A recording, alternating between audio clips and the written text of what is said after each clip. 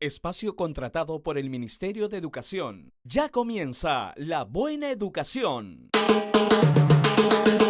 Lo que aprendemos nunca olvidamos, todo depende cómo lo enseñamos. Escucharemos con mucha atención que está sonando por la radio ya La Buena Educación.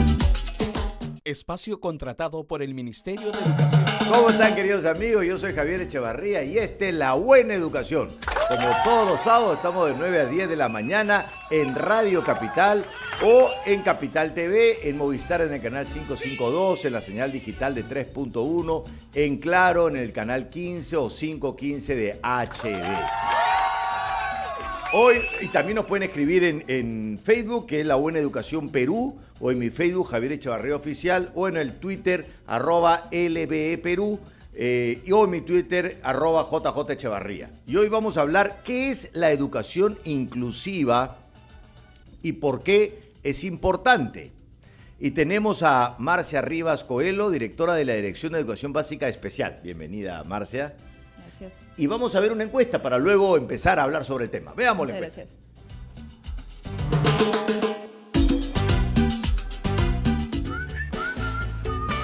¿Qué sabe sobre la educación inclusiva? Pues que permite o da las mismas facilidades a las personas con cualquier tipo de condición, ¿no? O sea, por religión, sexo, educación, condición económica, por todo eso. He escuchado al respecto algo, pero exactamente no sé en qué consiste. Es poderle dar oportunidad a todos los niños, ¿no? En este caso a las personas de que puedan también ir a un colegio, ¿no? Como una persona normal, ¿no? Bueno, a mí me parece que está bien, ¿no? Porque no hay que dejar de lado a las personas que de repente tengan alguna limitación física para poder estudiar, ¿no? Y que los niños también hay que educarlos en casa para que puedan aceptar a esas personas, ¿no? Y apoyarlos. Educación inclusiva. No. ¿Qué sabe sobre la educación? Casi nada, solamente que incluye a los niños especiales, ¿no? Dentro de las aulas de clase. La educación inclusiva, no sé, la verdad. Es un tema de palpitante actualidad que debe ser abordado con mucha seriedad por la Comisión de Educación, por ejemplo, del Congreso de la República, y sumando a eso el Ministerio de Cultura, ¿no? Educación inclusiva. ¿Qué sabe? ¿Sabe qué es? No. ¿Qué sabe? No sé. No, nada.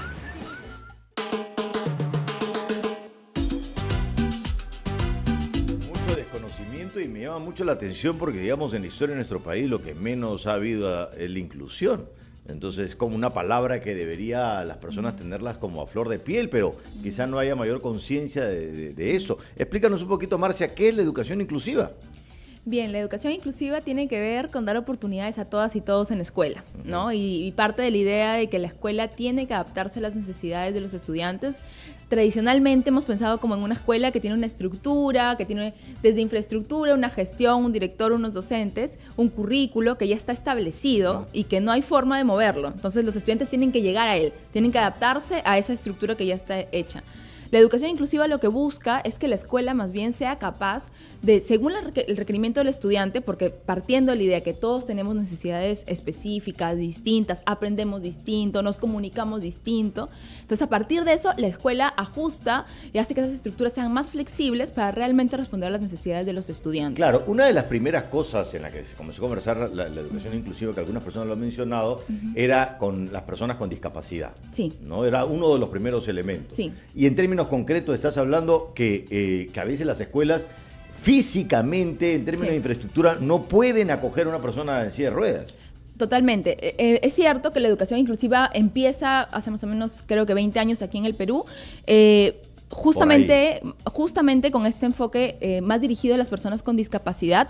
Hoy tenemos un espectro mucho más amplio, que abarca el tema de educación inclusiva. Pero solamente un detalle, Marcia, perdóname que te corte, y es que eso que pasó hace 20 años está produciendo un cambio, porque ahora que mi papá está en silla de ruedas, nos damos cuenta que la ciudad falta muchísimo, pero cuando ha viajado hay menos inclusión, o sea, realmente no se puede ni subir a las veredas. Ahora por lo menos cada vez se habla más para que haya más facilidades, pero nos falta un montón. Y creo que ese cambio ha sido importante cuando comienza a darse a partir de la escuela. Totalmente. Y tú has tocado dos puntos que me parecen muy importantes. Uno tiene que ver con cómo realmente ahora es más común encontrar gente que ha tenido o ha compartido la silla o la carpeta con una persona con discapacidad. Claro. Y eso hace que también la cosa no se quede en la escuela, sino que también uno aprende un tema de tolerancia, de adaptación, de solidaridad, de compañerismo, una serie de valores que realmente son sumamente importantes y que ya nos parece natural luego cuando salimos del colegio. Claro, que nos parece claro. natural verlo en la universidad, ver gente que utiliza lengua de señas. Claro. Y dices, oye, esto es importante y además esto es parte de lo que debe pasar, ¿no? Otras sociedades evidentemente han podido realizar ajustes más claros en términos de la escuela, en términos de la infraestructura, de la sociedad, pero nosotros aquí en el país tenemos una gran brecha todavía que cubrir y por eso es que desde el Ministerio de Educación estamos trabajando muy fuertemente en la generación de una política de educación inclusiva que permita establecer metas claras en accesibilidad física, que es el ejemplo que tú has colocado, o en accesibilidad al currículo, a las evaluaciones. Eso justamente porque, digamos, en lo físico, ok, la solución sencillo. es infraestructura y tiene que ver con dinero, que hayan rampas, qué sé yo. Pero ¿qué pasa cuando el niño aprende de modo diferente y los maestros de pronto no han desarrollado esas competencias para poder abordar a estos niños? Sí, ahí es importante reconocer que en efecto el maestro viene formado de una educación en la que no era así. O sea, antes los estudiantes con discapacidad estaban segregados en otro sistema, estudiaban en otro colegio solo para ellos. No podemos recibir a su hijo, no estamos preparados.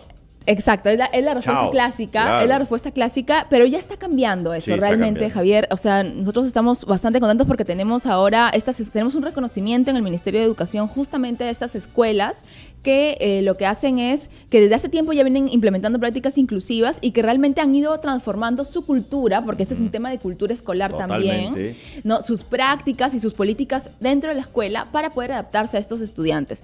Ahora, es cierto, lo más difícil tiene que ver cuando tienes que adaptar el aprendizaje, el currículo, la evaluación, y allí hay mucha necesidad de acompañamiento a los maestros, ¿no? De formarlos también. Nosotros en el Ministerio tenemos varios cursos, ahora estamos desarrollando mucho estos cursos virtuales, ya que esta es una nueva forma realmente que tienen los docentes para acceder al conocimiento y sobre todo estrategias específicas para los chicos que tienen algún tipo de discapacidad. Entonces, ¿no? Marcia, me estás hablando de que si de pronto un chico con una necesidad especial de aprendizaje va a una escuela y la escuela, los maestros no saben cómo abordarlo, se contactan con el ministerio, le dan un curso virtual y le proporcionan las herramientas para que el chico pueda ser incluido. Así es, esa es la idea. Hoy nosotros estamos llegando con atención presencial a través de los servicios de apoyo y asesoramiento SANE, que se llaman. Lamentablemente esa atención presencial no es tan amplia. Estamos trabajando para poder llegar a todo el país y a todos los chicos que lo necesitan, pero sí la asesoría a través de la capacitación y la formación. En los últimos años hemos capacitado a muchos maestros. Hay mucho interés y yo quiero rescatar eso porque a veces se piensa o se dice que el maestro no quiere, pero no es así. Hay un tema de temor que como cualquier cosa nueva uno siente como que bueno, ¿y ahora qué hago con este chico? Si tiene silla de ruedas le enseño educación física o no, y ese tipo de preguntas que surgen al maestro, pero que en realidad no quiere decir que no haya voluntad. Hay mucha voluntad y la matrícula o el registro que tenemos en estos cursos virtuales que tenemos en Perú Educa es increíble. Lo demuestra porque mucha gente, muchos maestros de educación básica regular se inscriben y tienen muchas ganas de participar y de comprometerse con el tema. Claro, pero una cosa también interesante, porque como dices tú, cada vez es más común y es realmente hermoso y un beneficio para todos, por ejemplo, que un chico con síndrome de Down no sea compañero tuyo de carpeta y este chico proporciona un montón de cosas al aula y ellos también a él. Y muchas escuelas hasta funcionan muy bien, pero de pronto hay otro tipo de temas que son hasta más complejos, que es el tema de la hiperactividad y el déficit de atención, que es recontra común. O sea, yo ahorita en mi taller vocacional les pregunto y el 50% está medicado.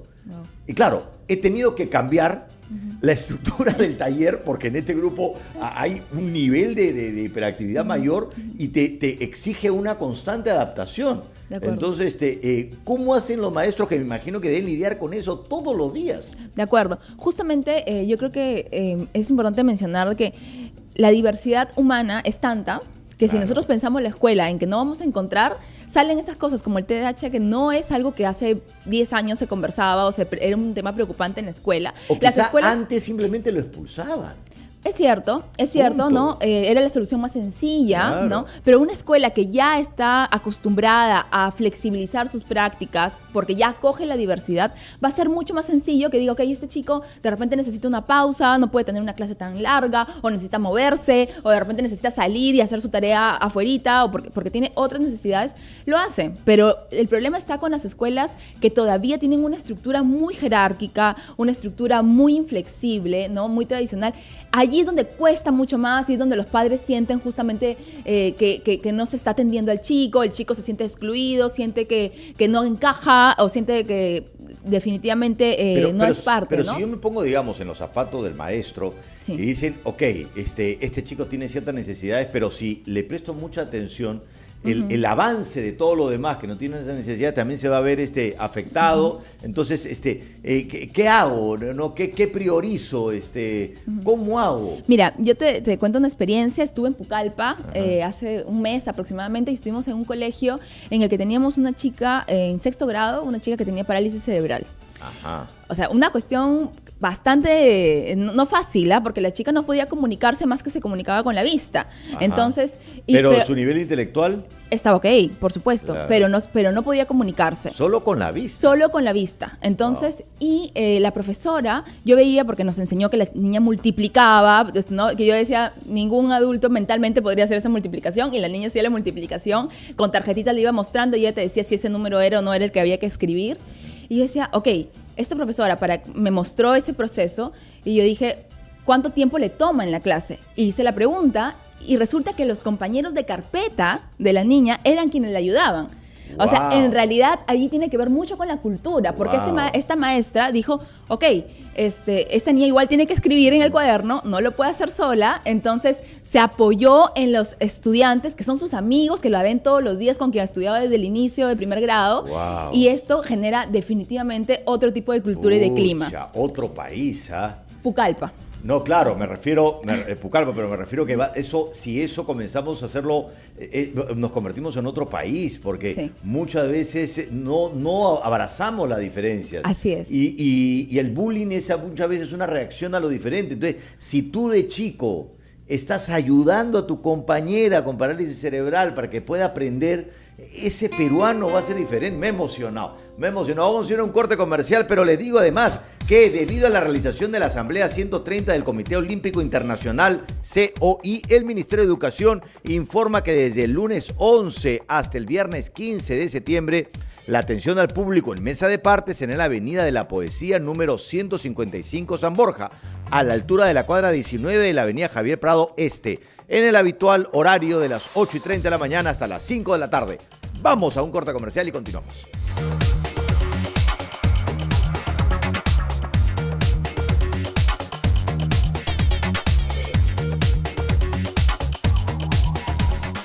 ¡Profe Carlos! ¡Vamos a jugar fulbito! Jugamos después. Ahora tengo una reunión con el ASPI en mi escuela. ¿Reunión? Esos ASPIs sí que te hacen perder el tiempo, ¿ah? Dirás ganar el tiempo. Gracias a los ASPIs, ahora enseño mejor, usando los materiales educativos en lengua originaria y en castellano. Y hasta mis alumnos han mejorado en sus aprendizajes. Los ASPIs son acompañantes de soporte pedagógico intercultural que están al servicio de los maestros y maestras de las escuelas EIB. Docentes que aprovechan mejor el acompañamiento de los ASPIs son docentes más preparados. Ministerio de Educación. Gobierno del Perú, trabajando para todos los peruanos. Mamá, ¿ya puedo ir a la escuela? Todavía es temprano, hija. Hoy iremos a estudiar al río con mi profesora y con el ASPI. ¿El ASPI vino otra vez? ¡Qué bueno! Los ASPIs son acompañantes de soporte pedagógico intercultural que el Ministerio de Educación y la UGEL han puesto al servicio de las escuelas EIB. Gracias a los ASPIs, el desempeño docente está mejorando para el bien de los niños y las niñas bilingües. Participa de esta experiencia educativa intercultural que comparten estudiantes, maestros y maestras, ASPIs, padres, madres de familia y comunidad. Ministerio de Educación. Gobierno del Perú, trabajando para todos los peruanos. Porque merecemos una mejor educación. Hoy las condiciones condiciones para nuestros maestros son mejores. Desde noviembre, todos los profesores ganarán 2,000 soles como mínimo. Brindaremos talleres de profundización antes de la evaluación de desempeño. Los docentes contratados también tendrán CTS y subsidio por luto y sepelio. Los docentes nombrados se podrán jubilar a partir de los 55 años. Con estos avances, nos beneficiamos todos. Todos a clases. Nuestros niños son primero. Gobierno del Perú, trabajando para todos los peruanos. Seguimos aquí en La Buena Educación y les cuento que el Ministerio de Educación realizará del 24 al 30 de septiembre el evento intercultural más importante en el ámbito educativo, el TINCUY 2017. Estudiantes de diversos pueblos originarios compartirán los saberes de sus comunidades, promoviendo la valoración de la diversidad cultural y lingüística del país. Seguimos hablando con Marcia sobre la educación inclusiva y justo habíamos conversado en el corte comercial que hay escuelas más en el ámbito privado, me había comentado, que dicen, ok, que venga tu hijo, pero que venga con un asistente, su propio profesor, alguien que lo ayude. Ajá. Pero claro, Sí, en la educación ese pública... claro, o sea, definitivamente la educación inclusiva tiene que ver con que no haya barreras ni de acceso, con este caso sería la matrícula, porque evidentemente no es lo mismo pagar una pensión solo de un estudiante y además pagar el asistente, ¿ok? Barreras de acceso en la matrícula, por ejemplo, ni barreras de acceso en el aprendizaje, en la participación o en la infraestructura y en todos los demás aspectos. Pero sí es importante resaltar que como Estado, como país, o sea, realmente estamos en un proceso bastante importante de generar esos servicios de apoyo que puedan ayudar a que el niño que necesita una atención complementaria o en la escuela o fuera de la escuela, por ejemplo, terapias, etcétera, realmente se puedan dar, ¿no? O sea, como país creo que se está haciendo grandes esfuerzos para ello. Ahora, existe un tema también de que, no, como esto es algo tan nuevo, a veces ni siquiera existen la cantidad de profesionales necesarios para poder atender. O sea, nosotros nos pasó el año pasado y quiero comentar esto porque a veces no se conoce, que nosotros dijimos, ok, los servicios de apoyo y asesoramiento, estos que van a las escuelas a acompañar a los docentes que trabajan con chicos incluidos, tienen que tener terapistas físicos o terapistas de lenguaje para que de repente den esta atención complementaria en estos temas ya más específicos según la discapacidad. Y sacamos plazas para ello. Bueno, no se cubrieron.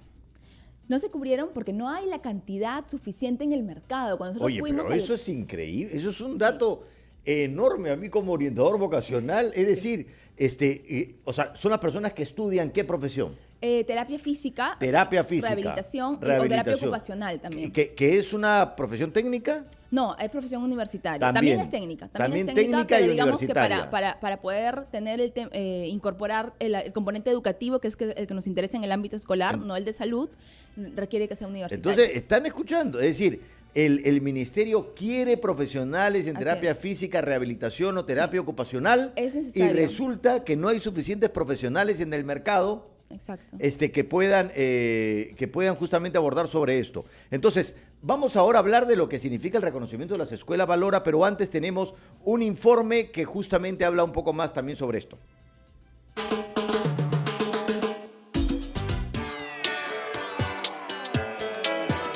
Sabe de diferencias ni de limitación alguna. Si bien tienen habilidades diversas, convivimos con ellos en distintos espacios y la escuela es el principal punto de concentración.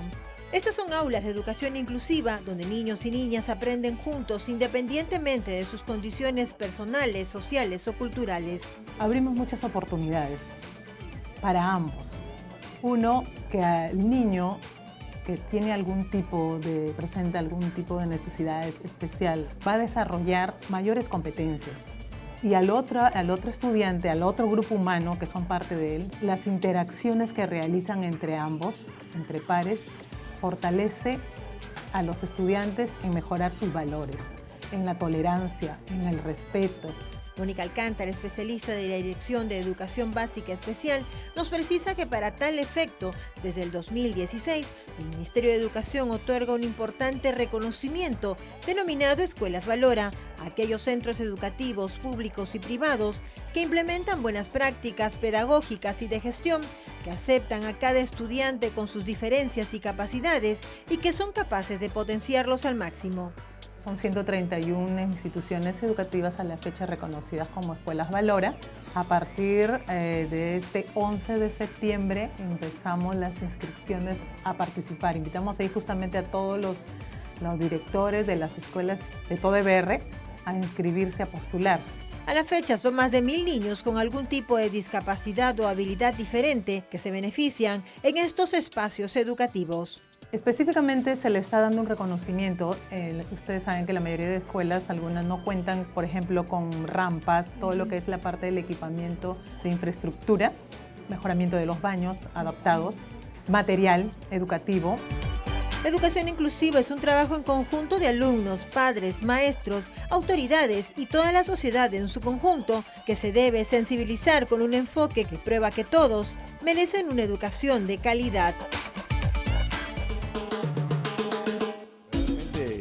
Impactante y emocionante. Y claro, y una de las cosas que, por ejemplo, todos estos chicos de síndrome de Down que hemos visto en el video, lo que ya ha ocurrido en el mundo con todo ese tipo de educación inclusiva, por ejemplo, en este caso concreto, es que ya el síndrome de Down es una sorpresa constante, porque termina en la universidad, es decir, todo lo que se creía con respecto a sus limitaciones, pues ya no lo son. ¿No? Y es producto de justamente una educación inclusiva. De acuerdo, justamente en la medida que nosotros entremos más temprano en la educación, va a ser también que se pueden desarrollar mejor las habilidades de estos chicos. Y las escuelas Valora justamente son este tipo de escuelas que tienen ya un proceso de transformación dentro de la escuela porque han dicho, esto es importante. Ajá. O sea, esto nos va a ayudar, esto es una mejora dentro del clima escolar, esto va a generar que los maestros se reten a nuevas formas de enseñar también, porque hacen metodologías más activas, porque buscan dar el mismo mensaje, pero de diferentes formas, porque no todos aprenden igual, están más atentos a ese tema. Las escuelas se comprometen con esto y estas escuelas son reconocidas a través del reconocimiento de Escuelas Valora, el cual inicia sus inscripciones ahorita. El día martes.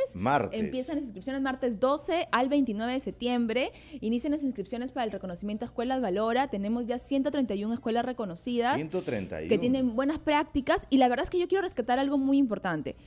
El tema de la educación inclusiva tiene que ver también con un proceso de evaluación constante. O sea, no se trata de que ya yo soy Escuela Valora y soy top y ya no tengo nada. Imagínate. Porque mañana llega de repente un chico que tiene otra necesidad específica y digo, ok, ¿qué tengo que hacer acá? ¿Cómo adapto lo que ya tengo? Cada persona es un reto de adaptación. Exactamente. Entonces, la Escuela Valora es aquella escuela que tiene esa forma de pensar sobre la educación que brinda. Entonces, siempre se está autoevaluando. ¿Y cómo es el reconocimiento? O sea, que le dicen Escuela Valora y el ministerio, ¿qué hace con esa escuela? Exactamente. Nosotros lo que hacemos con estas escuelas es que van a conformar una red.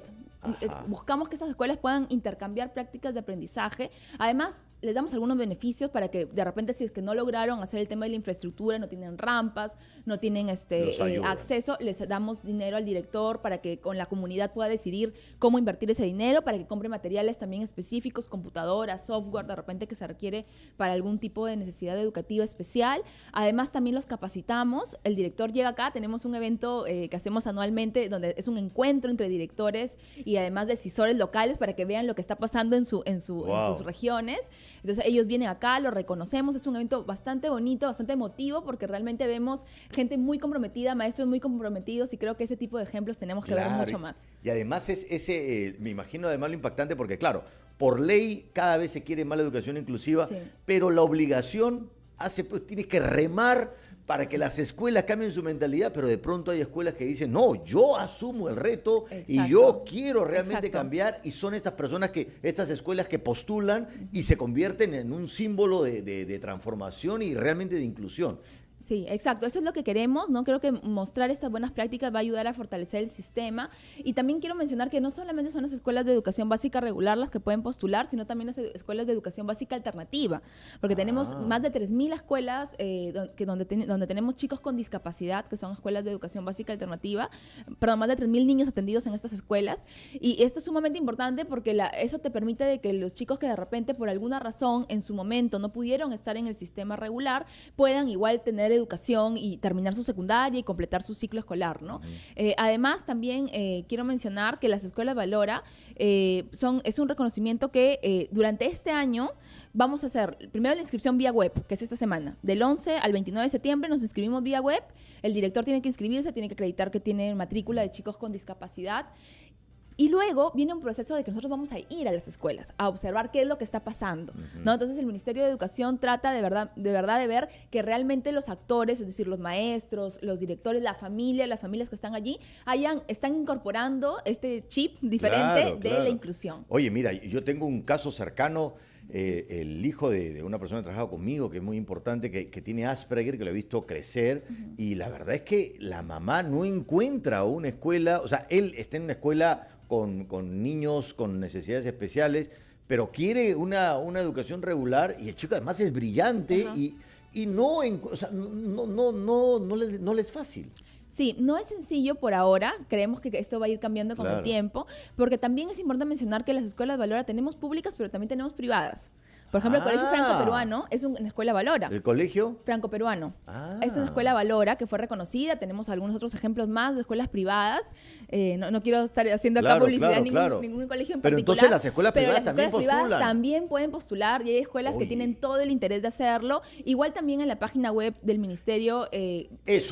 Ahorita están viendo digamos, varias personas que pertenecen a una escuela y quieren postular. Entonces ya saben que del 12 al 29 de septiembre, ¿qué hacen para postular? Tienen que entrar a la página web del Minedu, www.minedu.gov.p, pero para tener todos los requisitos, tener más información o también tener la lista de las escuelas que han sido reconocidas años anteriores, pueden entrar a www.minedu.gov.p/educación inclusiva, todo junto. Ok, la web del Minedu con /educación inclusiva, todo junto. Así es, entonces ahí podemos encontrar la lista porque justamente los padres que a veces nos preguntan y nos dicen, no sé dónde llevar a mi hijo, allí pueden encontrar las escuelas que ya han sido reconocidas porque tienen prácticas inclusivas y esa es una forma también de acercar el conocimiento a la comunidad y a la familia para que tome la mejor decisión, ¿no?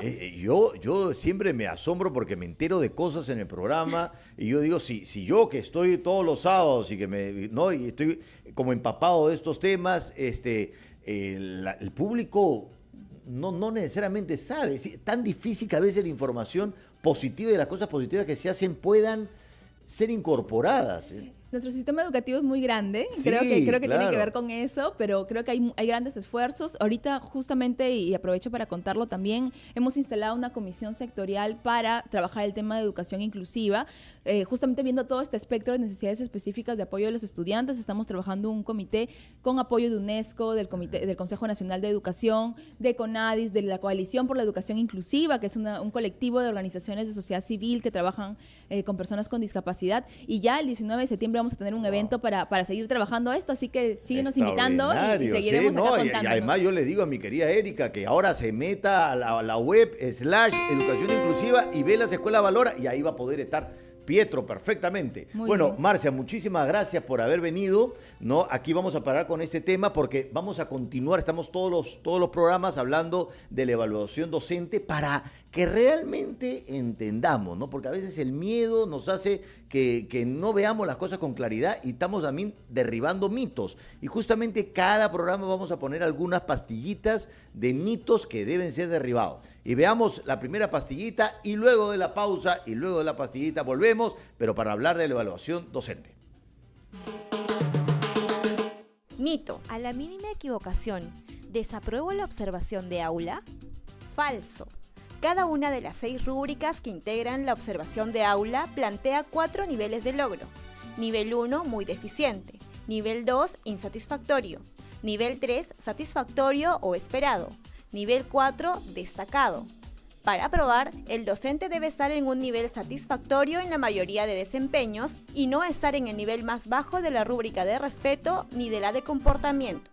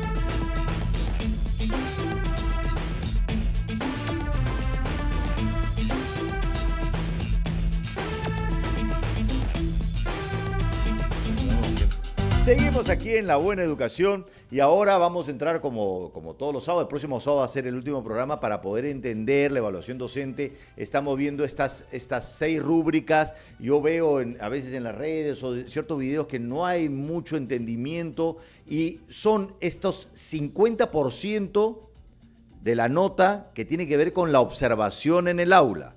Yo sé que las notas ya no son de 0 a 20, pero para pensar es como los 10 puntos de la nota de 20 que tiene que ver con la observación en el aula. Y como todos los sábados tenemos a Rosario Gildemeister, especialista en desempeño docente de la Dirección de Evaluación Docente. Bienvenida, Rosario. Gracias, Javier. Buenos días a todos los docentes y padres de familia que nos escuchan y nos ven. Una primera idea que quisiera presentar ahora, antes de entrar con las rúbricas 3 y 4, que son objeto de este programa, es que ninguna rúbrica por sí misma lleva a aprobar o desaprobar la evaluación. Eso es importante porque algunos colegas dicen, si no hago esto, si mis estudiantes no están participando, entonces voy a desaprobar la evaluación, y eso no es así, porque claro, salvo que maltrate o falte el respeto a sus estudiantes. Es una falta grave. ¿No es cierto? Claro. Esa es una falta grave, con lo cual desaprueba, ¿no? Pero la calificación se obtiene del promedio de las 6 rúbricas, de los 6 desempeños evaluados en la observación de aula, claro. ¿De acuerdo? Y el promedio para aprobar es de 2.6. La semana pasada, y ya en la edición anterior, habíamos mostrado, ¿no es cierto?, las 6 rúbricas, y habíamos también presentado cómo cada una de las rúbricas se presenta en esta cartilla, donde podemos mirar la definición de la rúbrica, sus aspectos y también los niveles. Y entendíamos los niveles como una escalerita, claro, ¿te acuerdas que claro, lo comentábamos? Sí.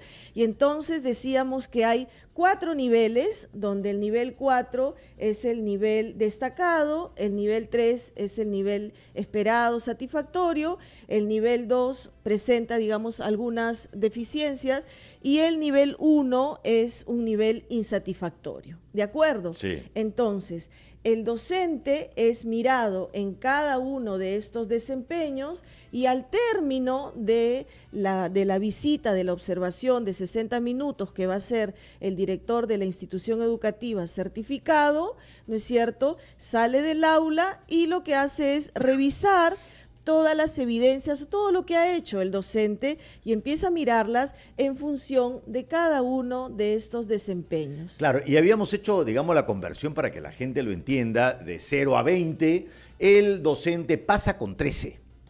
Con 13. Es decir, no se está exigiendo 20, no se está diciendo, es con 13, ¿no? Y además que esta rúbrica de la observación tiene que ver con el 50%, es decir, de los 20, 10 puntos, de los 13 sería 7.5. Pero, por ejemplo, yo te hago una pregunta para hacer un pequeño resumen y luego ir a la 3 y 4. Veía un video de algunos docentes que decían, esto no está adaptado a la realidad, no, nosotros somos de Puno y el 70% de los chicos tienen anemia y no prestan atención, me van a jalar. Eso no es verdad. Eso no es verdad, porque nuevamente tenemos que decir que es probable que en algunos desempeños no nos vaya tan bien. Claro, no va a ser destacado, tendrá medio punto menos, digamos. Pero digamos, en relación a los niveles que habíamos mencionado, claro, puede estar ubicado en un nivel 3 o hasta en un nivel 2, ¿no es claro, cierto? Pero recordemos que es el conjunto de los desempeños los que se miran, y es el promedio de esos 6 desempeños. Por lo tanto, en esta línea de lo que tú señalas, pueden haber docentes que en algunas rúbricas tengan un nivel 4 destacado, en otros un nivel satisfactorio y en otros hasta un nivel 2. Y además que yo me imagino, y eso lo bacán de que el ministerio esté prestando esta atención en la evaluación y en la mejora del desempeño docente, que si va a una escuela donde ve que la mayoría de los niños tienen anemia y no pueden prestar atención, y sí, efectivamente el profesor, por más que se esfuerce, no puede lograr una atención destacada porque hay esta dificultad, también puede ser un buen canal de comunicación para ver cómo se puede solucionar eso, ¿no? En términos de alimentación. O sea, claro, yo creo que también es una buena oportunidad, ¿no? Sí, hay mecanismos, digamos, para mirar el tema de de las loncheras saludables o de estos programas de alimentación que llegan a las instituciones educativas, ¿no? Y que proveen del desayuno escolar, ¿no? Claro. Y entonces, ¿cómo garantizar que el desayuno se dé primero, de modo que los chicos puedan tener una mejor disposición luego para las clases, ¿no? Entonces, hemos hablado de dos rúbricas, que uno tenía que ver con cómo involucras al chico, no cómo haces que los chicos presten atención y cómo manejas tú el tiempo. Son dos cosas. Para calcularlo y para que la gente lo entienda, de 0 a 20, estas dos es 1.5, 1,5 puntos. O sea que si las dos cosas lo hace de forma destacada, tiene 3 puntos. Pero si no es destacado, pues tendrás un poquito menos. Y vamos ahora a ver a la rúbrica 3 y la rúbrica 4. Bien. Nos vamos a acercar primero a la rúbrica 3, que es promueve el razonamiento y la creatividad, y o el pensamiento crítico. Y ahí es importante mencionar, colegas, que lo que se pretende mirar en el trabajo de ustedes es si ustedes proponen actividades que están vinculadas con el propósito, ¿no es cierto?, de su sesión, y establecen interacciones pedagógicas. O sea, por un lado, son las actividades que ustedes diseñan y que ustedes ejecutan, ¿no?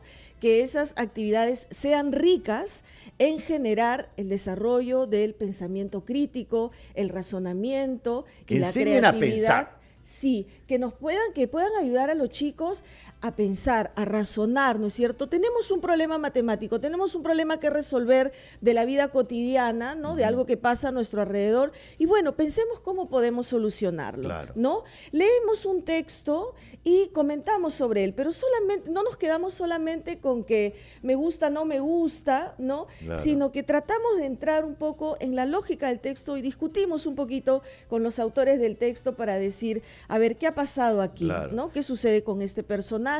¿Cuál es la idea central aquí? ¿Qué está defendiendo el autor, por ejemplo, en el caso de un texto argumentativo, ¿no?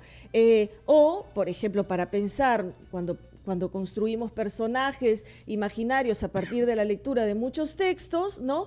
¿Cómo ayudamos al niño a ir construyendo ese nuevo personaje?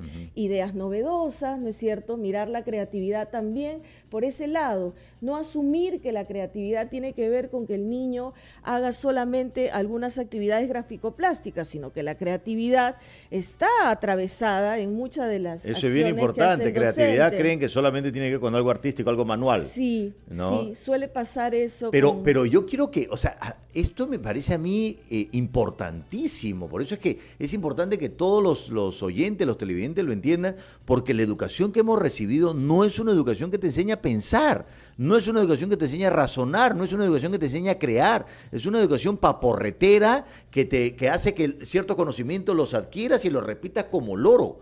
Y ahora se quiere que el alumno piense. Entonces se busca, y por eso al docente se le evalúa para que le digan, bueno, docente, piensa cómo hacer para que el alumno piense. ¿Qué cosa se te puede ocurrir para que el alumno piense? Y eso es lo que se va a observar y eso es lo que se va a evaluar. Sí, y también sabiendo, Javier, y docentes que nos escuchan, que hay algunas actividades que tienen que ver con conocimiento de determinada información, ¿no es cierto? O recordar determinada información, pero que está al servicio de algo mayor, ¿no es cierto? De poder razonar. Es decir, necesito identificar algunos elementos, no sé si memorizarlos o tenerlos en la cabeza, porque me van a permitir dar el salto a establecer luego una serie de relaciones entre las ideas que se dan en una situación determinada. Claro, por ejemplo, a mí siempre me llamaba la atención cuando me obligaban a aprender fechas, eran números sin significado. Pero si yo aprendo una fecha para entender esa etapa, esa década, para decir qué significa, claro, pues un chico le dicen, ¿cuándo fue atrapado Ismael? No saben ni quién es, no saben qué año es, pero cuando se habla, bueno, hablemos de los 90s, entonces eso te lleva a un universo de cómo funcionamos como país y eso te hace pensar, te hace razonar. De acuerdo. Y eso es sumamente importante, Javier, porque hay determinadas actividades que hacemos los docentes, ¿no es cierto?, que nos ubican, o sea, un docente que está pensando en términos de los aprendizajes, que está viendo a sus estudiantes en este proceso de ir avanzando en el desarrollo de sus competencias, ¿no es cierto?, se posiciona ahí y dice, bueno, ¿qué necesito para que los chicos avancen? A ver, ¿qué tipo de información tienen que manejar? ¿Qué tipo de preguntas debo formular? ¿Qué tipo de acciones tienen que hacer ellos? Y en ese sentido, por ejemplo, ¿no?, es bien interesante y se mira también en este desempeño cómo el docente, a través de las preguntas y las repreguntas, favorecen el desarrollo del pensamiento, porque muchas veces como docentes soltamos la pregunta y no damos tiempo para que los chicos piensen y ya damos la respuesta. Ah, sí, eso es típico. ¿Qué cosa dijo tal? Dijo tal cosa. Eso es típico de los profesores. Dan la pregunta y se responden solitos. Sí, y hay que esperar, ¿no es cierto?, claro, que los chicos puedan procesar la información. Pero para una cosa responder. importante, Rosario, pero eso significa que el docente es el que tiene que desarrollar estas actividades. Porque también antes, no solamente al alumno se le obligaba a seguir la plana, sino también al docente. Estaba como encorsetado, es decir, cada clase, tienes que hacer esto, entonces no tiene posibilidades de explorar de qué modo modificar los contenidos para que el alumno pueda aprender. Ahora, ¿se le da también esa libertad de pensamiento y de creación al docente? Por supuesto, un docente que desarrolla competencias, que desarrolla capacidades en sus estudiantes y que él mismo desarrolla sus propias capacidades como docente, ¿no es cierto?, tiene un acercamiento al conocimiento y a las formas de aprender también distinta. Y esto se da desde hace varios años, ¿no es cierto? Claro. Nuestra educación ha ido cambiando a lo largo del tiempo, de modo que debemos encontrar a muchos docentes en nuestro país que están trabajando en esta línea de ir generando mejores aprendizajes cuya centralidad está en el aprendizaje y que están en ese esfuerzo de que los chicos piensen, de que los chicos hagan productos nuevos, que creen, que reflexionen, que tengan capacidad para argumentar, ¿no? No, y seguramente algunos docentes que están viendo el programa dicen, pero si eso yo ya lo hago, ¿para qué lo tienen que evaluar? Justamente por eso. ¿Tú qué dices, Rosario? Sí, justamente lo que queremos mirar en estos 60 minutos donde el docente va a hacer gala, digamos, ¿no?, de todas sus esas habilidades que tiene, que suele usar en el día a día, ¿no es cierto? Vamos a hacer como ese barrido de aquellos aspectos que son fundamentales en la práctica pedagógica y que permiten mirarlo en su actuación con sus chicos, cómo los ayuda a pensar. Y ahorita vamos a ver en el siguiente bloque cómo monitorea y retroalimenta también el aprendizaje. Por eso es que no hay que tener temor. Si tú ya lo haces, entonces seguramente lo que va a pasar es que va a tener una gran nota, ¿no? Y probablemente el ministerio va a replicar algunas de las cosas que ustedes hacen para que otros maestros también lo hagan, porque no todos lo hacen. Vamos a hacer un corto comercial, pero vamos a ver una segunda pastilla de un siguiente mito que tenemos que derribar. Si un estudiante se distrae, me van a desaprobar.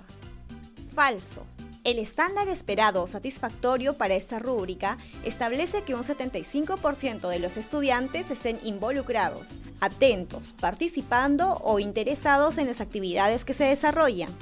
En aulas inclusivas con estudiantes con discapacidad se pide 65%.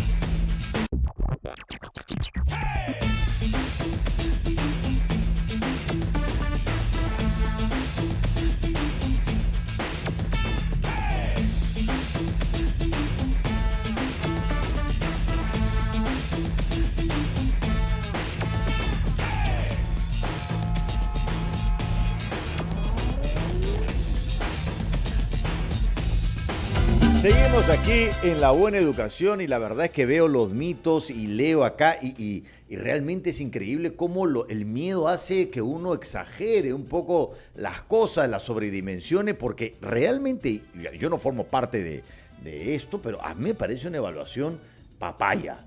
Es decir, yo estoy viendo el razonamiento y aquí dice que el nivel 3, para que sea satisfactorio, en 60 minutos, por lo menos una vez, tienes que intentar que la gente piense. Una vez, con que una vez lo intentes, ya pasas.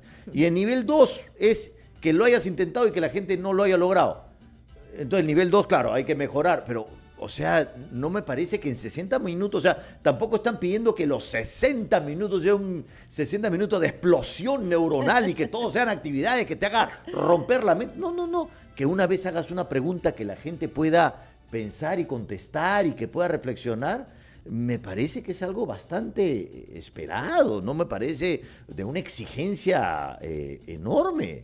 Sí, recordemos que vamos a ver a los docentes en este tránsito de motivar, de despertar el interés, de organizarse con el tiempo, ¿no? De tener claridad de su propósito y a partir de él poder generar una serie de actividades ricas, interesantes, ¿no es cierto? Y que hagan pensar y que sobre todo se dé, digamos, de manera como sostenida, que se evidencie que en efecto el profesor está generando el razonamiento, que no es solamente con una pregunta, sino cómo ayuda la repregunta, ¿no es cierto? La interacción entre los propios niños, entre el niño y el docente, ¿no? Yo siento que la mayoría va a pasar la evaluación y los que no, pues con las capacitaciones mejorarán y los que no son los que en el fondo no quieren.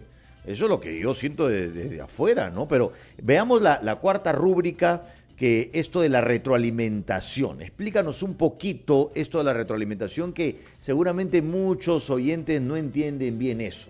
Sí, Javier. Queridos docentes y también padres de familia que nos están escuchando, ¿no?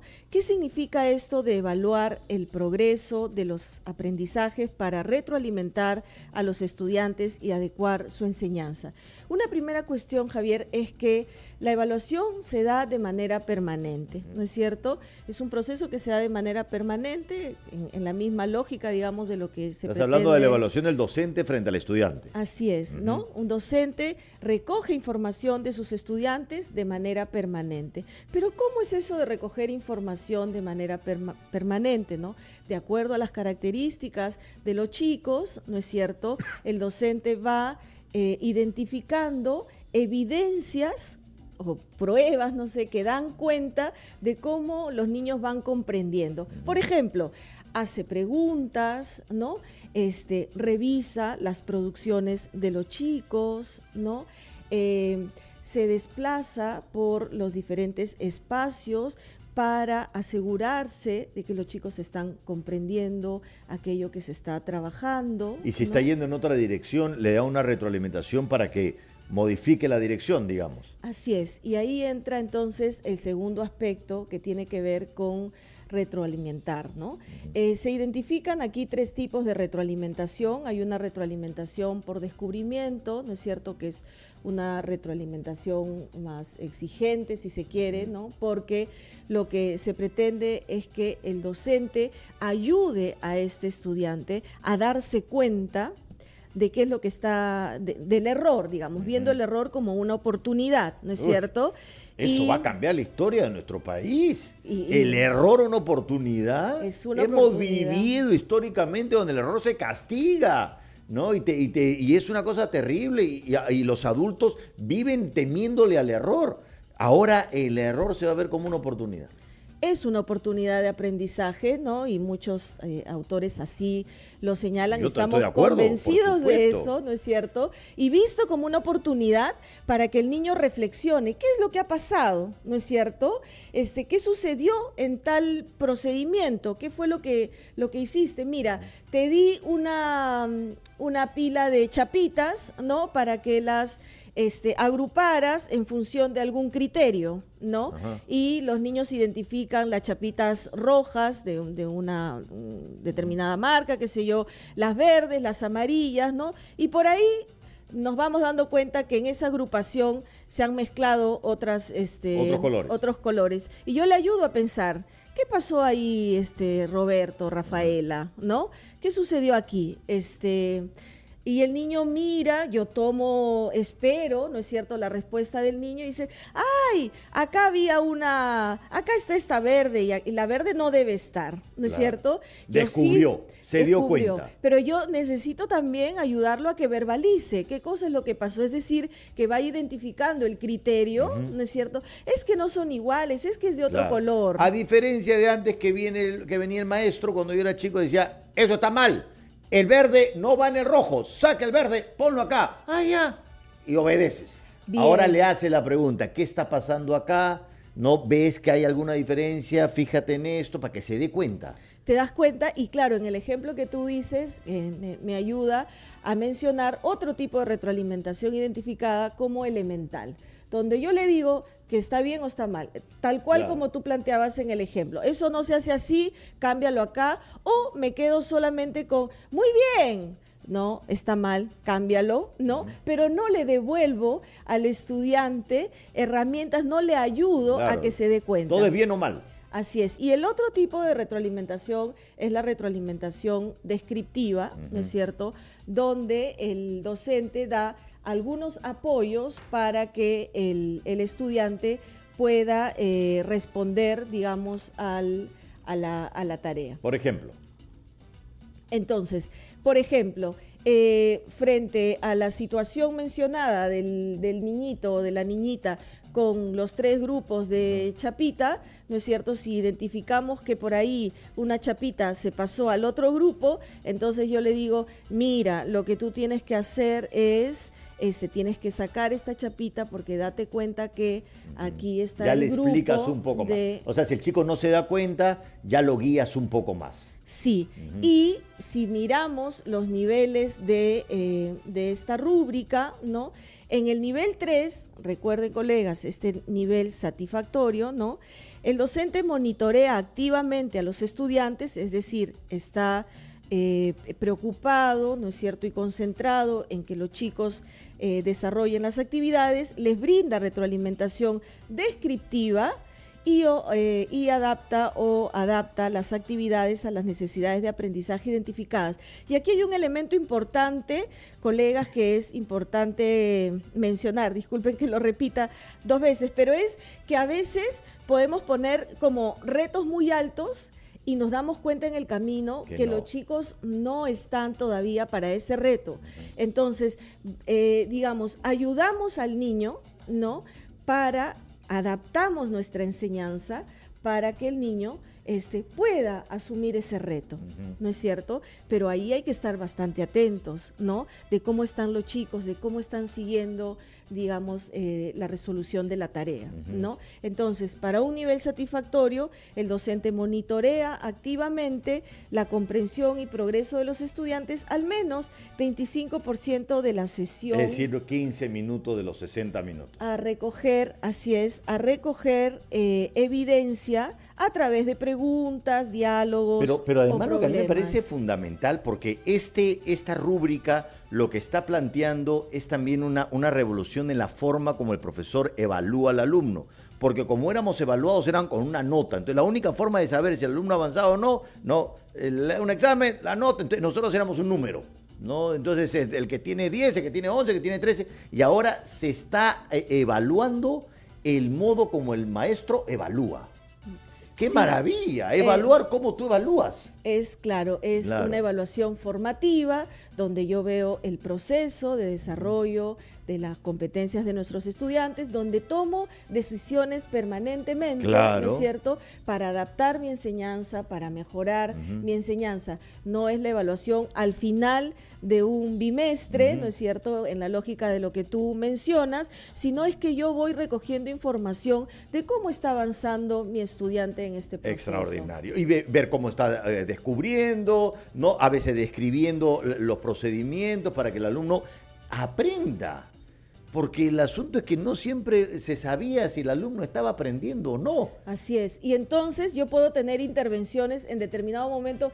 Bien, Javier, lo estás haciendo bien. En otro momento que tú lo necesites, yo te puedo decir, mira, ¿y qué te parece si Lo haces. puedes ir por este camino? O, ¿y por qué lo hiciste así, Javier? Claro. ¿No? Cuéntame, ¿qué pensaste cuando hiciste esto? Entonces, puedo transitar en mi sesión, ¿no es cierto?, de 60 minutos por varios tipos de retroalimentación, ¿de Claro. acuerdo? Pero se espera en el nivel, digamos, destacado que el docente dé cuenta, por lo menos, de una intervención, ¿no es cierto?, de retroalimentación por descubrimiento. Claro, y vamos a ver, porque ya el programa se ha ido, el próximo programa, las últimas 2 rúbricas, pero yo me quedo con esta reflexión que a veces dicen, estas cosas han sido diseñadas en una oficina y no van a la realidad. Y yo digo, a ver, ¿qué realidad no debería ser propicia para fomentar el que se piense, el asegurarte que el alumno aprenda, que el alumno pueda ser involucrado, prestando atención, por lo menos una cantidad considerable, ¿no? Que puedas manejar el tiempo? O sea, creo que son cosas que tienen que estar presentes. Difícil el cambio para algunos.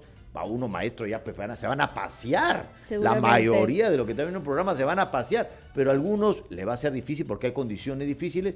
Pero la idea es mejorar. Muchísimas gracias, Gracias Rosario. a ti, Te espero el Javier. próximo sábado para ver las últimas 2 rúbricas. Y queridos amigos, cuando el miedo comienza a bajar, la conciencia comienza a aparecer y nos damos cuenta que las cosas eran mucho más claras y mucho mejores y mucho más lúcidas de lo que imaginábamos. Nos vemos el próximo sábado en La Buena Educación.